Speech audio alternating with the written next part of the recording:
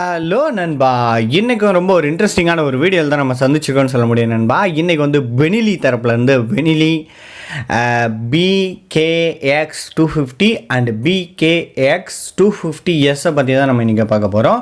இது வந்து ஒரு சூப்பர் பைக், அந்த கம்பெனிலேருந்து வரக்கூடிய ஒரு 250 செக்மெண்ட்னே நம்மளுக்கு சொல்ல முடியும். சும்மா வேறு லெவலில் ஸ்பெக்ஸு, அதோட லுக்கு, குவாலிட்டி எல்லாமே செமையாகவே இருக்கும்னே சொல்ல முடியும்.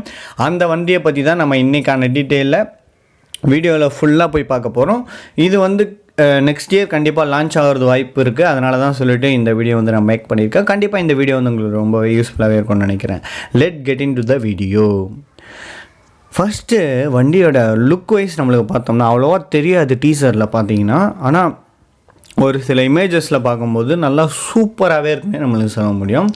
அலாய் வீல்ஸ் பார்த்திங்கன்னா நம்மளுக்கு வந்து அந்த க்ரீன் அலாய் வீல்ஸ் வந்து நம்மளுக்கு யூஸ் பண்ணியிருக்காங்க. புள்ளிங்கெல்லாம் ரொம்ப லைக் பண்ணக்கூடிய ஒரு பைக்காக இருக்கும்னே நம்மளுக்கு சொல்ல முடியாது. அங்கங்கே அந்த மாதிரி ஒரு பால் பச்சை கலர்னு சொல்லுவாங்க தமிழில், அந்த கலர் வந்து நம்மளுக்கு கொடுத்துருக்குறாங்க.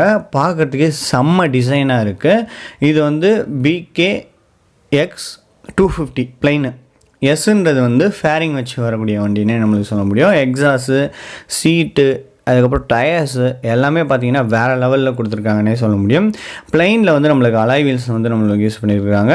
இதுவே எஸ் மாடலுன்னு சொல்கிறது அது அட்வென்ச்சருக்காக டிசைன் பண்ணியிருக்கிறாங்கன்னு நான் நினைக்கிறேன். ஏன்னா அதில் வந்து ஸ்போக்ஸ் வீல் கொடுத்துருக்க மாதிரி நம்மளுக்கு தருது.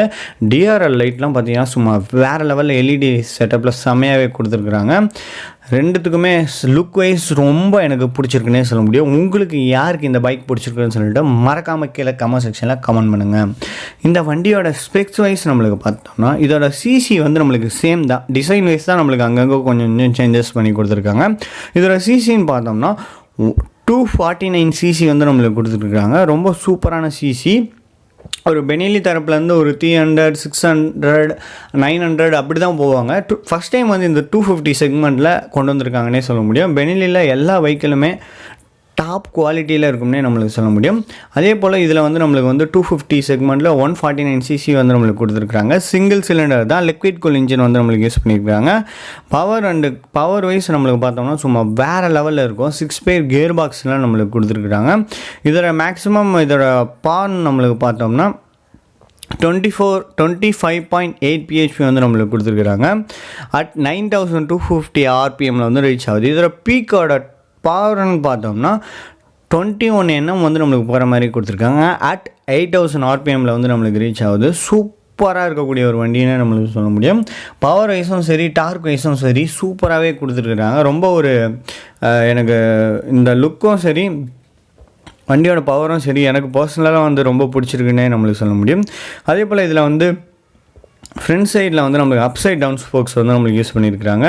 யூஎஸ்டி ஸ்போக்ஸ் வந்து நம்மளுக்கு யூஸ் பண்ணியிருக்கிறதுனால இன்னும் சூப்பராக வண்டியோட லுக்கை என்ஹான்ஸ் பண்ணி கொடுக்குது. வண்டியோட குவாலிட்டியை இன்னுமே இம்ப்ரூவ் பண்ணுதுன்னே நம்மளுக்கு சொல்ல முடியும். டியூப்லெஸ் டயர்ஸ் வந்து நம்மளுக்கு ப்ளைன் வேரியண்ட்டில் வருது. இதே எஸ் வேரியண்ட்டில் வந்து நம்மளுக்கு டியூப் வேரியண்ட் தான் நம்மளுக்கு கொடுத்துருக்காங்க. அதுவும் ரொம்ப சூப்பராகவே இருக்குதுன்னு நம்மளுக்கு சொல்ல முடியும். நம்மளுக்கு வந்து ஃப்ரண்ட் செக்ஷனில் வந்து சிங்கிள் டிஸ்க் தான் கொடுத்துருக்காங்க. 280 mm வந்து டிஸ்க் பிரேக்ஸ் நம்மளுக்கு யூஸ் பண்ணியிருக்காங்க. டுவல் சேனல் ஏபிஎஸ் வந்து நம்மளுக்கு கொடுத்துருக்காங்க. ரியர் சைடு வந்து 240 mm வந்து நம்மளுக்கு டிஸ்பிளேஸ் கொடுத்துருக்காங்க. ரொம்ப சூப்பராக இருக்கக்கூடிய ஒரு டிஸ்பிளேஸ்லேயே நம்மளுக்கு சொல்ல முடியும். அலாய் வீல்ஸில் வந்து பார்த்திங்கன்னா 17 inches வந்து அலாய் வீல்ஸ் வந்து யூஸ் பண்ணியிருக்காங்க. ரொம்ப யூனிக்கான ஒரு இதுன்னே நம்மளுக்கு சொல்ல முடியும். ஃபுல்லி எல்இடி செட்டப்பில் நம்மளுக்கு கொடுத்துருக்குறாங்க. அதே போல் இதில் வந்து 13.5 லிட்டர் ஃபியூல் கேப்பபிலிட்டி வந்து நம்மளுக்கு கொடுத்துருக்காங்க. 13.5 லிட்டர் வந்து டேங்க் வந்து நம்மளுக்கு ரொம்ப லார்ஜரான ஒரு டேங்க்னே நம்மளுக்கு சொல்ல முடியும். நல்லா ஒரு சூப்பரான ஒரு இந்த ப்ளைன் வேரியண்ட் வந்து கம்யூட்டிங்க்கும் யூஸ் பண்ணலாம்னு நினைக்கிறேன். அந்தளவுக்கு வண்டி வந்து பார்க்குறதுக்கு நல்லா சூப்பராகவே இருக்குது. ஃப்ரண்ட் டிசைன் வந்து ஃப்ரண்ட்டில் வந்து நம்மளுக்கு 2 ப்ரொஜெக்டர் லைட் வந்து கொடுத்துருக்குறாங்க. ரொம்ப சூப்பராகவே இருக்குது. சுவிட்சஸ் குவாலிட்டிலாம் சும்மா தரமாகவே பெனிலி தரப்புலேருந்து கொடுப்பாங்க. அதே போல் இதுலேயும் பெனிலி தரப்புலேருந்து சும்மா தரமாகவே சுவிட்சஸ் குவாலிட்டி ஒவ்வொன்றும் சும்மா தரமாகவே கொடுத்துருக்குறாங்க. சீட்டிங் கம்ஃபர்ட்டும் பார்க்கும்போதே தெரியுது. ஒரு சிங்கிள் பீஸ் சீட்டு ரொம்ப சூப்பராகவே கொடுத்துருக்காங்க. எக்ஸாஸ்ட் வந்து நம்மளுக்கு நல்லா மேலே வந்து வருது. இது பழைய பெனிலி 300, 600லாம் பார்த்தோம்னா சீட்டுக்கு அடியில் 2 சைலன்ஸ் வரும். அந்த மாதிரி வந்து இதை வந்து டிசைன் பண்ணியிருக்காங்க. ரொம்ப சூப்பராகவே கொடுத்துருக்காங்க. ஃப்ரண்ட் சைடில் வந்து ஷார்ட் மட் கார்டு கொடுத்துருக்காது. இன்னுமே ஆடட் அட்வான்டேஜாகவே இருக்குது. வேறு லெவலில் லுக் வைஸ் இந்த வண்டி வந்து சும்மா பிரித்து மேய்துன்னே சொல்ல முடியும். செமையாகவே இருக்குன்னே நம்மளுக்கு சொல்ல முடியும். இந்த வண்டியில் வந்து டீட்டெயில்ஸ் வந்து நிறையா இருக்குது. ஆனால் கொஞ்சம் இடனாக இருக்குது. நிறைய ஃபீச்சர்ஸ் வந்து இன்னும் வெளியில் விடாமலே இருக்காங்கன்னே சொல்ல முடியும். மற்றபடி எல்லாமே மேக்ஸிமம் நம்ம வந்து கவர் பண்ணியாச்சு. இதோட மைலேஜ் வந்து நம்மளுக்கு எவ்வளோ பார்த்தீங்கன்னா 31 km/லிட்டர் வந்து நம்மளுக்கு தர்ற மாதிரி கொடுத்துருக்காங்க. இதோட டாப் ஸ்பீடுன்னு பார்த்தோம்னா கிட்டத்தட்ட 150 அபோவ் தான் இருக்கும். அதுவுமே நம்மளுக்கு தெரியல. நம்மளோட ஒரு கணிப்பு, என்னோட ஒரு கணிப்புனால நான் சொல்கிறேன். அதனால் இதோட பவருக்கு, இதோட டார்க்குக்கு எல்லாமே சேர்த்து நான் சொல்கிறது தான். இதோட டாப் ஸ்பீடு வந்து ஒரு 150 அபோவ் இருக்கலாம்னு சொல்லிட்டு என்னோட கணிப்பு. உங்களுக்கு யாருக்காவது தெரிஞ்சதுன்னா மறக்காமல் கீழே கமெண்ட் செக்ஷனில் கமெண்ட் பண்ணிடுங்க. நானும் தெரிஞ்சுக்கிறேன். இன்னும் என் வீடியோ பார்க்குற எல்லாருமே தெரிஞ்சுக்கிறதுக்கு இன்னும் இது ஏதுவாகவே இருக்குமே நம்மளுக்கு சொல்ல முடியும். நெக்ஸ்ட்டு இந்த வண்டியோட ஆன்ரோட் ப்ரைஸ் என்னவாக இருக்கலாம் அப்படின்னு நம்மளுக்கு பார்த்தோம்னா கண்டிப்பாக அபோவ் 3 lakh மேலே தான் இருக்கும். 4 lakh கூட டச் பண்ணுறது அதிகப்படியான வாய்ப்பு இருக்குன்னே சொல்ல முடியும்.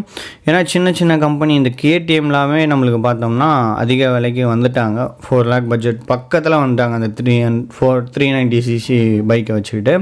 ஆனால் இவங்க ஒரு நல்ல ஒரு ரெப்புடேஷன் உள்ள கம்பெனி, நல்ல நேம் உள்ள கம்பெனி. இவங்ககிட்டேருந்து வர்றது வந்து கண்டிப்பாக நம்மளுக்கு வந்து ஒரு 4 lakh நெருங்குறதுக்கு அதிகமான வாய்ப்பு இருக்குன்னே நம்மளுக்கு சொல்ல முடியும்.